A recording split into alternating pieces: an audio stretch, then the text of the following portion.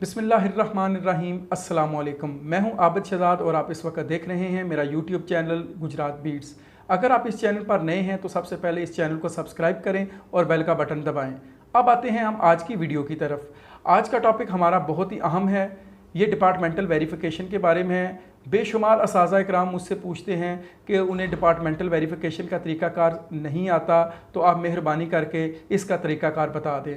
मैं पहले भी कई बार ये पोस्टें कर चुका हूँ, लेकिन इस बार फिर मैं तफसीली तौर पर आपको डिपार्टमेंटल वेरिफिकेशन का तरीका समझा रहा हूँ। आपने इस वीडियो को आखिर तक ज़रूर देखना है और जो तरीक़ाकार आपको बताया जाएगा आपने उसको फॉलो करना है।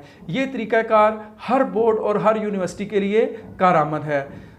जब भी बंदा महकमे में नया आता है तो डीडीओ का ये कुल्ली इख्तियार है कि वो आपकी डिग्रियों की जांच पड़ताल करवा सके और चेक करवा सके कि आपके जो डॉक्यूमेंट्स हैं वो ओरिजिनल है या बोगस है।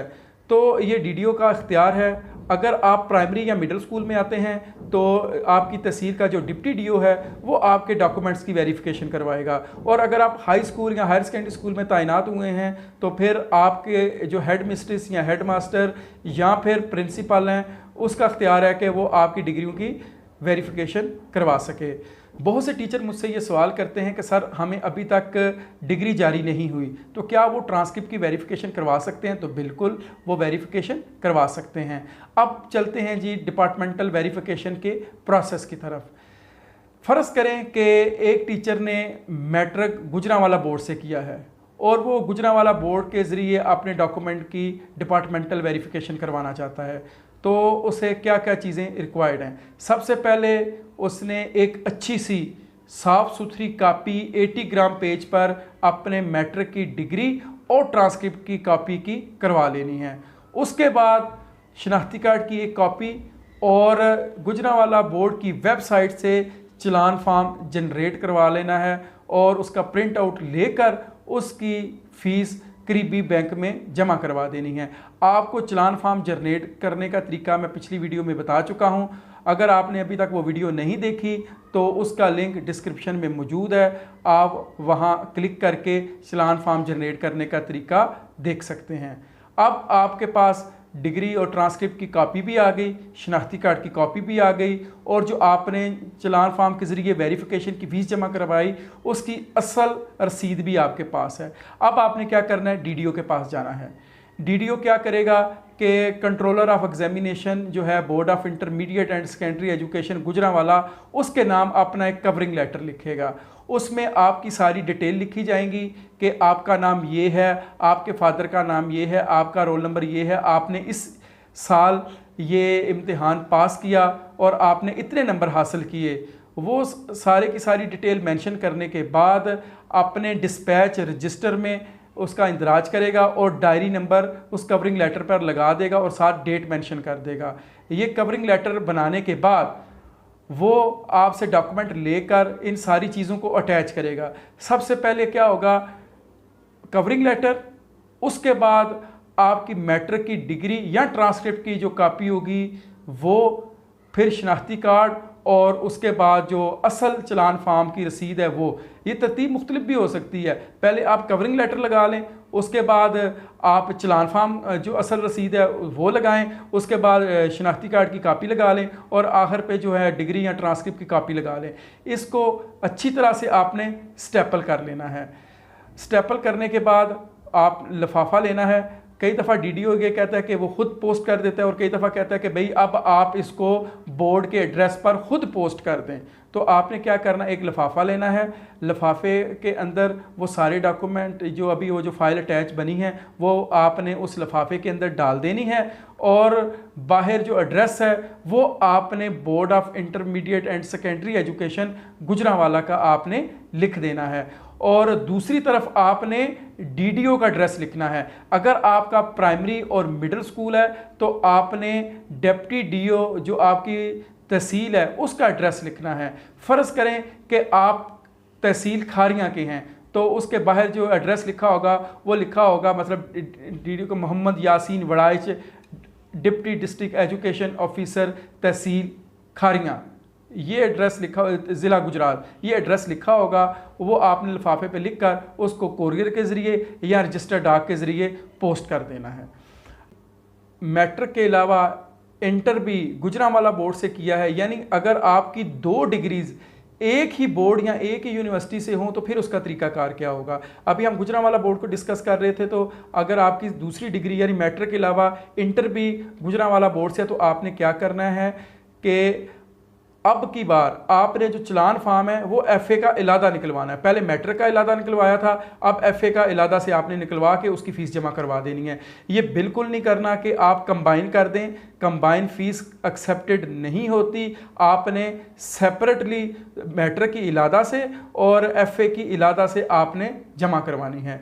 अब आप दोबारा डीडीओ के पास आ जाएं। अब डीडीओ कवरिंग जो लेटर होगा वो एक ही जारी करेगा, क्योंकि वो एक ही बोर्ड को लिखा जा रहा है और आपने एक ही बोर्ड से दोनों डिग्रीज की हैं, तो उसके लिए इलादा इलादा कवरिंग लेटर जारी नहीं होगा, बल्कि वो एक ही कवरिंग लेटर जारी करेगा। मैट्रिक के बाद एफए की डिटेल भी आपकी उस पर मेंशन कर देगा। उसके बाद वो आपकी शनाख्ती कार्ड की कापी, आपकी मैट्रिक की जो डिग्री है या ट्रांसक्रिप्ट है और एफए की डिग्री या ट्रांसक्रिप्ट है उसकी फ़ोटो कापीज़ लगा के साथ मैट्रिक का असल चलान फार्म और एफए का असल चलान फार्म ये लगा के उसी तरह से आपको कहेगा कि आपने लिफाफे में बंद करके बोर्ड के एड्रेस पर भेज देना है। अब आपको ये यकीनी तौर पर ये तरीकाकार समझ आ गया होगा। अगर इसी तरह आप यूनिवर्सिटी का भी तरीकाकार फॉलो कर सकते हैं। फ़र्ज़ करें आप अल्लामा इकबाल ओपन यूनिवर्सिटी के ज़रिए आप अपनी वेरिफिकेशन करवा रहे हैं, तो क्या होगा कि आपने ट्रांसक्रिप्ट या डिग्री की आपने अच्छी सी फ़ोटो कापी करवा लेनी है। उसके बाद आपने ओपन यूनिवर्सिटी की वेबसाइट से चलान फार्म जनरेट करवा के उसकी फ़ीस जमा करवा के तो आपने डीडीओ के पास आ जाना है। डीडीओ कवरिंग लेटर बनाएगा और अल्लामा इकबाल ओपन यूनिवर्सिटी के जो कंट्रोलर ऑफ एग्जामिनेशन है उसके नाम वो कवरिंग लेटर होगा और उसमें आपकी डिटेल लिखी होगी और उसके ऊपर इसी तरह से डायरी नंबर लगेगा, डेट मेंशन होगी। कवरिंग लेटर के बाद आपके सारे डॉक्यूमेंट उसके साथ अटैच होंगे, यानी पहले कवरिंग लेटर होगा, फिर शनाख्ती कार्ड की कॉपी, उसके बाद डिग्री की कॉपी या ट्रांसक्रिप्ट की कॉपी और बाद में जो चलान फार्म है उसकी असल रसीद ये अटैच होगी। और उसी तरह से आपने ये सारे डॉक्यूमेंट एक लिफाफे में बंद करने हैं और लिफाफे की एक साइड पर आपने डीडीओ का एड्रेस लिखना है और दूसरी तरफ जिस यूनिवर्सिटी को, यानी अभी आप अल्लामा इकबाल ओपन यूनिवर्सिटी के ज़रिए अपनी वेरिफिकेशन करवा रहे हैं तो लिफाफे की दूसरी तरफ अल्लामा इकबाल ओपन यूनिवर्सिटी का एड्रेस आ जाएगा। एक बात याद रखनी है कि प्राइमरी और मिडिल स्कूल होगा तो डीडीओ ऑफिस का एड्रेस यानी अपने डिप्टी डीओ ऑफिस का एड्रेस लिखना है, क्योंकि वो आपकी वेरिफिकेशन करवा रहा है। और अगर आपका हाई या हायर सेकेंडरी स्कूल है तो लिफाफे की दूसरी तरफ आपके हाई या हायर सेकेंडरी स्कूल का एड्रेस लिखा जाएगा।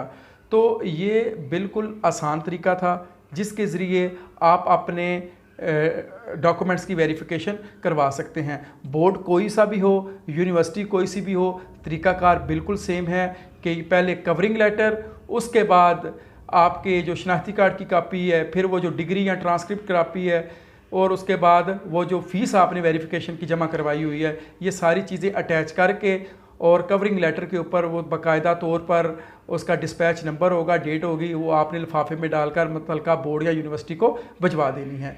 अब सबसे तेज़ तरीन तरीका कौन सा है? ये एक ट्रिक है, यानी जब कवरिंग लेटर आप बनवाएंगे ना तो उसके टॉप कॉर्नर पर आप लिख दें टॉप प्रायोरिटी या अर्जेंट लिख दें। तो इस सूरत में ये होता है कि बोर्ड और यूनिवर्सिटी उसको जल्दी कंसीडर करते हैं और वो आपकी वेरिफिकेशन जो अमूमन नॉर्मली 15 दिन में आती है वो क्या पता 10 दिन में आ जाए, अगर 1 महीने में आती है तो वो क्या पता 15 दिन में आ जाए। तो टॉप प्रायोरिटी लिखने से ये होगा कि आपके डॉक्यूमेंट की वेरिफिकेशन जल्दी हो जाएगी। आपने क्या करना है, जब वेरिफिकेशन आ जाए तो इसको महफूज कर लेना है, अपने पास उसकी कॉपीज़ करवा लेनी है ताकि बावक़्ते ज़रूरत आपके काम आ सके। और कवरिंग लेटर का तरीकाकार भी मैं आपको पहली वीडियो में बता चुका हूं, उसका लिंक भी डिस्क्रिप्शन में मौजूद है कि वो कैसे बनता है, कौन जारी करता है, तो आप वो भी वीडियो देख सकते हैं। मैं उम्मीद करता हूं कि आज की वीडियो आपको पसंद आई होगी। अगर आपको ये वीडियो पसंद आई है तो इसको लाइक करें, चैनल को सब्सक्राइब करें और ज़्यादा से ज़्यादा शेयर करें। अगर कोई भी आपके जहन में सवाल है तो वो आप कमेंट्स में मेंशन कर सकते हैं, इंशाल्लाह ताला मैं आपको उसका जवाब दूंगा। इंशाल्लाह ताला अगली वीडियो के साथ आपकी खिदमत में फिर हाज़िर होऊंगा। मुझे दीजिए इजाज़त। पाकिस्तान जिंदाबाद।